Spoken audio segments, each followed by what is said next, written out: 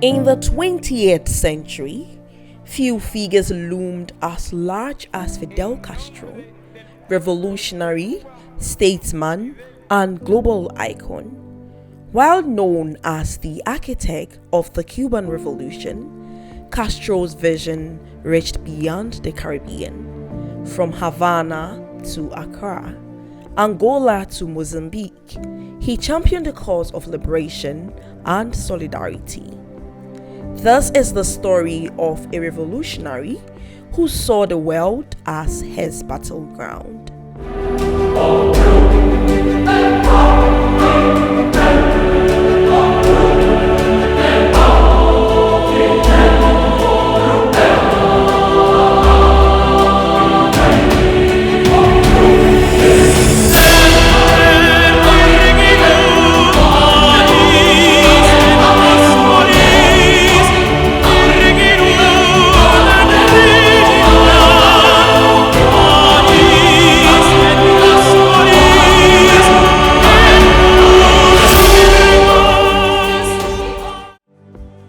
Born in 1926 to a wealthy family, Fidel Castro turned his back on privilege in favor of revolution.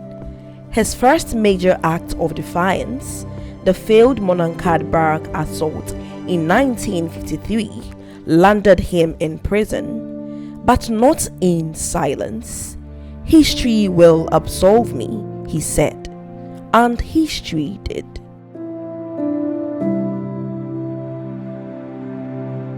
Fidel Castro, his full name was Fidel Alejandro Castro Ruz. He was born on the 13th August 1926 and died on the 25th November 2016 at the age of 90. Fidel was born in a very wealthy home and then attended the Roman Catholic school, and he was a sportsman. Fidel could play basketball, baseball, table tennis, and was an athlete. And in fact, around 1943-44, Fidel was named as the best sports student in Havana.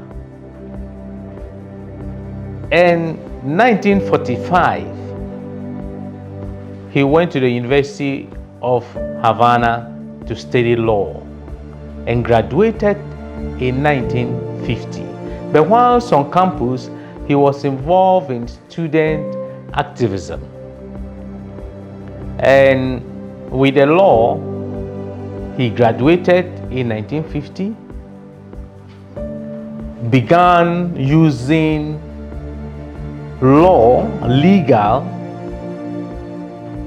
measures as a social revolutionary instrument to fight the system. Fidel, Raul, Almier de Busque were arrested. They were put on trial. And Fidel Castro, he's a lawyer. He requested for counsel, and the system then refused him counsel. So he decided to defend himself. And in defense of himself, in defending himself, that's what came out to be known as History Will Absolve Me, a book. And that book, it is said that if you want to be a 360-degree lawyer in the world, any part of the world, you might have read History Will Absolve Me.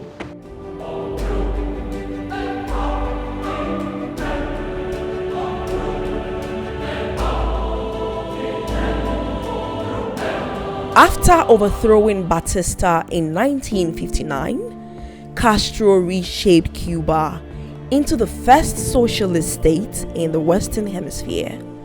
His alliance with the Soviet Union brought the world to the brink of nuclear war, but it also gave Cuba the strength to survive.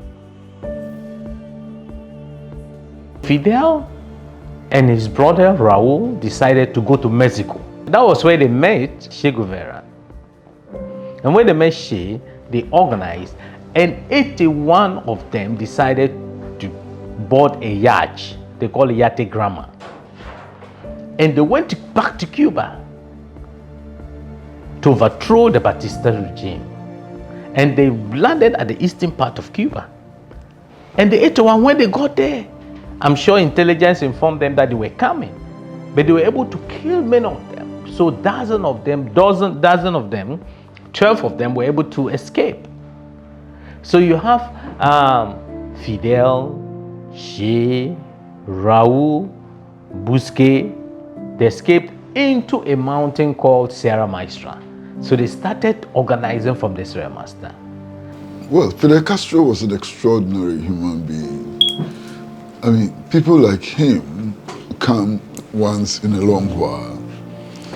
He understood his country, he understood his people, he understood South America very, very well, and he understood the world. And he made a determination to give all he had in order to advance the cause of the underprivileged, of the working people, of the dispossessed, and so on. That is what makes Fidel so different from other people. Fidel is just an example of the Cuban Revolution. He's the representative, he's the symbol of it. But it was much more than just him as an individual.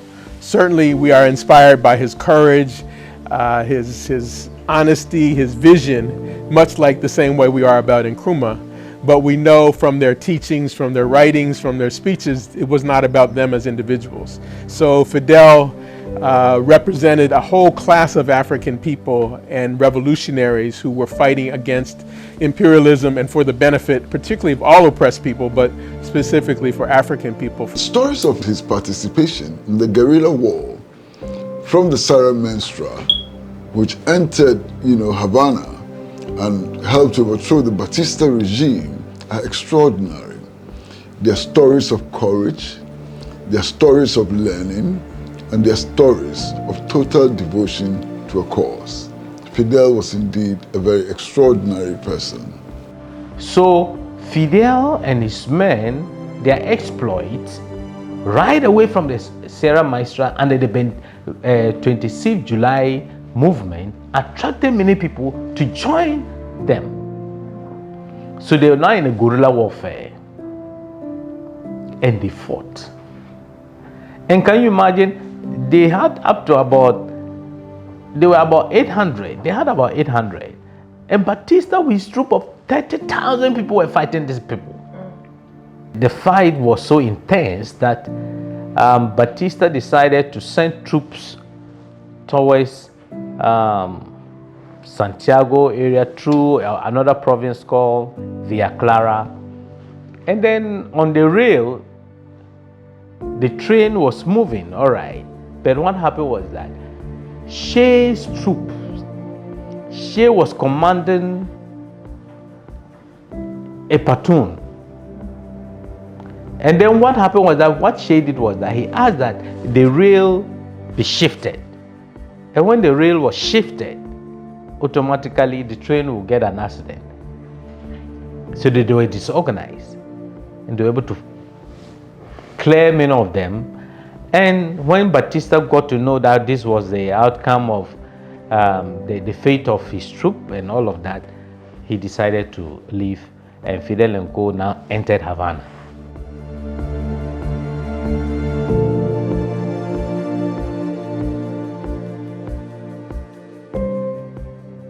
But Fidel Castro's revolution didn't stop at Cuba's borders. He believed in revolutionary solidarity and saw Africa's liberation as Cuba's duty. It is amazing to talk of the man Fidel because, as I said, his people died in Africa for Africans. He has trained thousands and thousands of doctors, engineers, architects, call any artisans, anyone from all parts of the world, not only Africa, in the Caribbean, including the US itself. And I just spoke of people coming from Mongolia, Korea,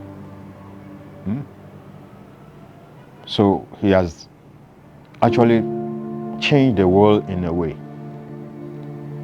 But at the same time, his people died for Africans and yet received Africans with a lot of love. And I remember one of the things that happened between Fidel and Nelson Mandela, when Nelson Mandela visited Cuba from prison.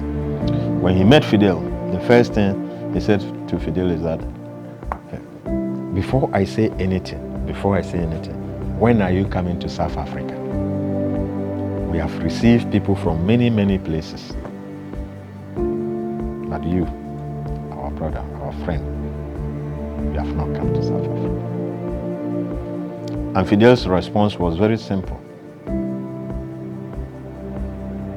That he will surely visit his homeland, South Africa. He saw Africa to be part of his own land. Fidel was an internationalist who believed that injustices all over the world must be fought. And his concentration now was Africa, to decolonize the continent. So what did he do? He helped the national liberation movement at the time, especially Angola. And we are all aware what happened. I will even not, before I come to the Quito Carnivale, a battle between December 1985 till March 1988, one of the dreadest battles on the African soil after the Second World War, and where racist army were beaten and forced to retreat. And that led to the implementation of the resolution 435 of the United Nations.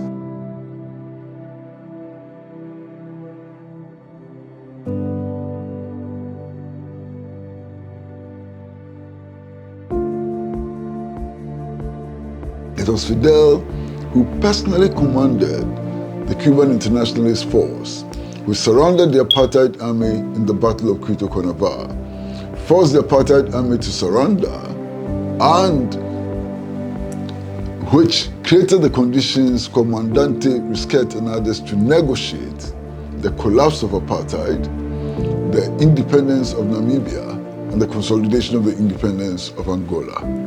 These were heroic achievements of Fidel.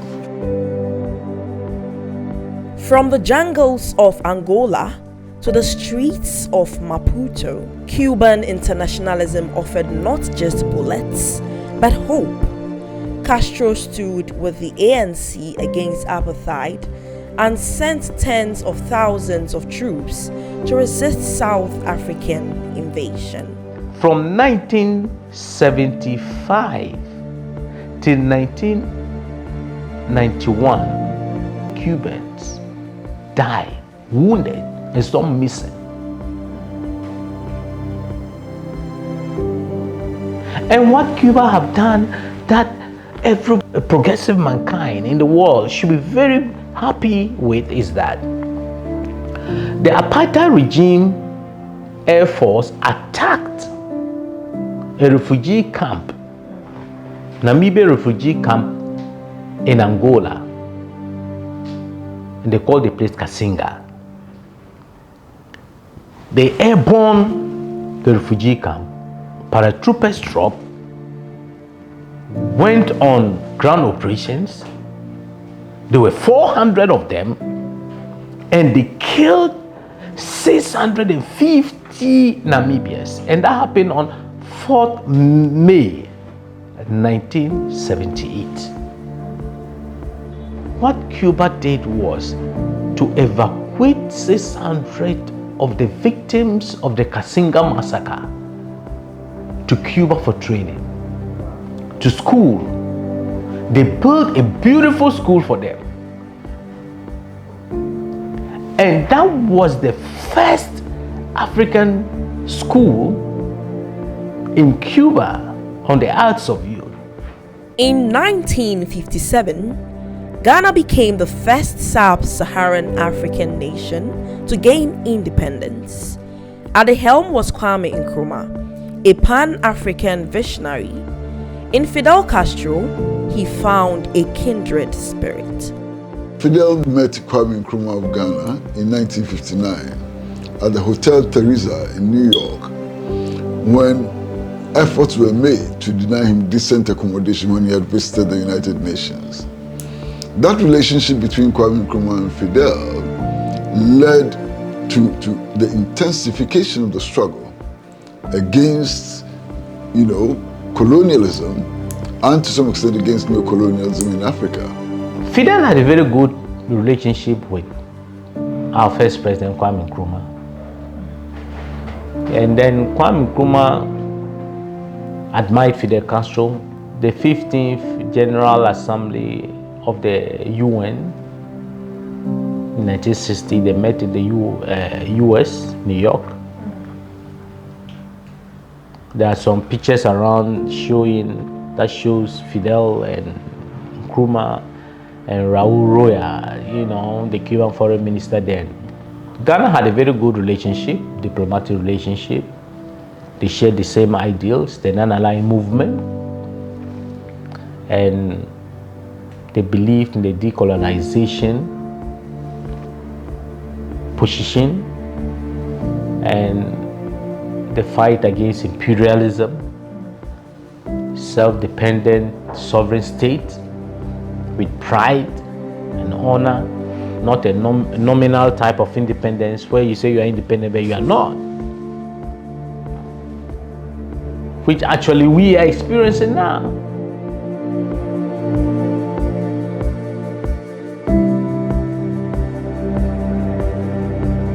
Cuba provided support for Ghana's development in education, health, and technical training. For Castro, African liberation wasn't just political, it was personal. I personally graduated from med school in Cuba from the age of 14, as I said, and then also became a neurosurgeon in Cuba. And when I even got the opportunity to do my PhD in Spain, it was simply because I could speak Spanish. So it's all about that Cuban influence. And today I feel very proud because there are a lot of achievements around neurosurgery that we have gained over the years, and other fields in medicine. Neurosurgeons alone, we have about 4 of us, or 5 from Cuba, graduated from Cuba. We have one in Kolebu, the first one to go to Confanoche, one in Coco Clinic, 2 at the Rich Hospital, and we are among the first to have been in the system over the past 20 years. And we've been able to perform procedures that are world standard. That shows the Cuban education, namely the conjoined twin separation. All of us or most of those who participated also came from Cuba, including Cuban anesthetists, including those of us who graduated from Cuba. The awake brain surgeries we did, visual realities, and many other surgeries we perform. And we all have the same dream, which is my dream as the Director General of Ghana Health Service today, that no Ghanaian or anyone who lives within the territory of Ghana should go to the hospital and has to know somebody before he gets attended to. Because that is not what we got from Cuba. In Cuba, you can get heart surgery, heart transplant, liver transplant, you can get kidney transplant, you can get everything is for free.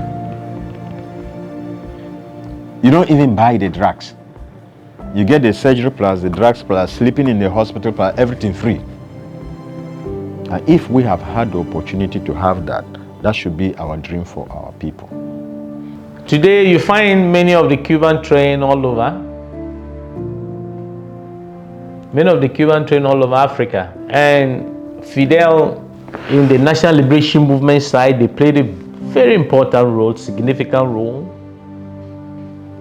They gave education to many of us in Cuba. The health sector, will not talk, many Cuban doctors are around all over Africa.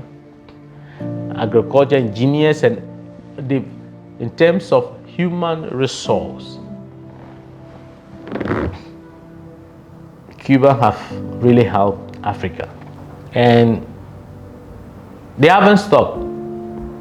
They continue to support us because they have a position to defend. They have a policy, international policy, internationalism, which they pursue, and they've never, even in the hardship that they are going through, with the little that they have, they still using it to support Africa and many countries within the South region.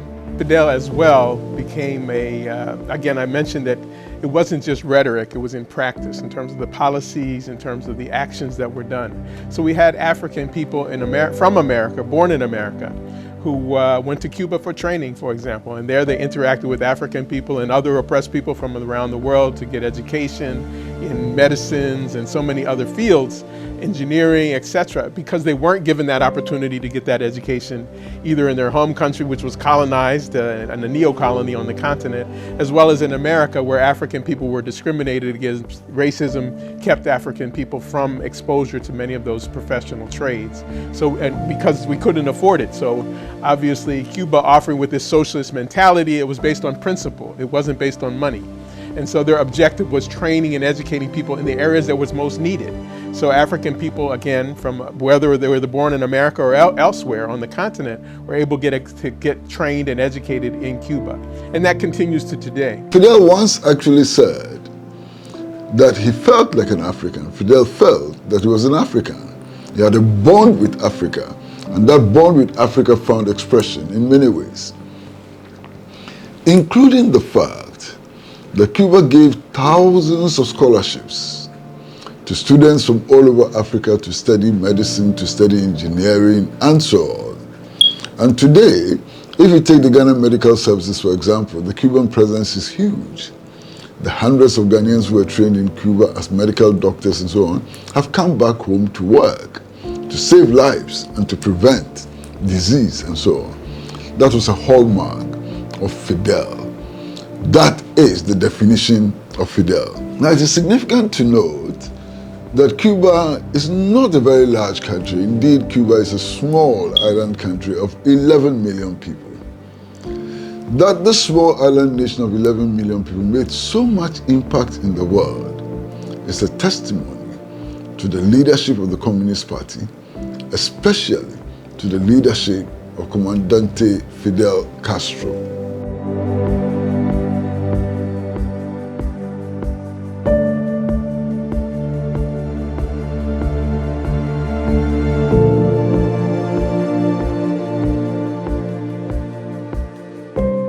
Today, across Africa, the Cuban legacy endures in universities, hospitals, and revolutionary memory. Castro may be gone, but his presence lingers in the struggle for a better world.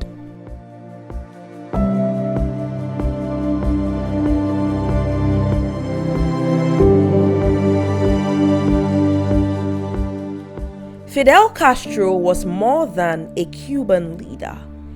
He was a global revolutionary. From the Sierra Maestra to Accra, Havana to Luanda, he gave voice to the voiceless and strength to the oppressed. His life reminds us that revolution is not just about changing regimes, it is about changing lives. He continues to be an inspiration, even though he has, not been with us on earth for almost 10 years now in physical way. But we know that his lessons are still here. We say in Ghana, and Nkrumah never dies. I'm sure the same thing can be said for Fidel because of his ideas and because of the work that he did. It continues to serve as an inspiration, as a model for us. The role that he played, he didn't distinguish between, if you're an enemy of imperialism, you are a friend of Fidel's in the Cuban Revolution. Today, in every part of this world, in every continent, you'll find somebody who had studied in Cuba and had benefited from Fidel's Cuba. I would have actually wished he's alive to see his dreams. But wherever he is, he has changed the world. And his dreams is alive. I keep on saying this blockade is an inhuman blockade. Cuba is a country very good in innovation, creativity, inventing things. So if you block them, something that could have helped humanity, you are preventing the world to benefit from it. So this blockade is a blockade against human development, against humanity. And that should resonate in the minds of leaders. And it is our duty as Cuban trained to be the ambassadors to sustain the friendship relationship. It's no more friendship, but it's beyond that. The brotherhood relationship, with Cuba, because Cuba, they have done a lot for us. They've sacrificed their lives for us. We cannot forget Fidel. We will always remember Fidel. And we remember Fidel as a towering figure who gave his all to the building of a new world in which poverty was banished, a new world in which the resources of the world would not be used to produce weapons of mass destruction, but the resources of the world would be used to alleviate the suffering of the working people. We will remember Fidel because he was a communist and a true communist. We remember Fidel because he placed the interest and survival of peoples above the accumulation of surplus value.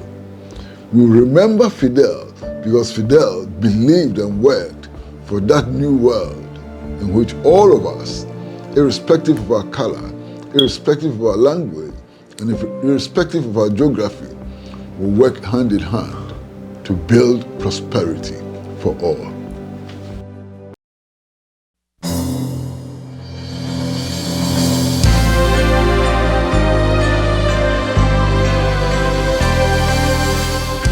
Fidel Castro's revolution was not confined to one island. It sailed across oceans, carrying with it the dream of freedom. And that dream, in many corners of Africa, still lives on. Ha pasado algo cuando no soñé que fuera posible. Donde te encontré ha crecido un árbol junto a un hondo lago de tibio cristal.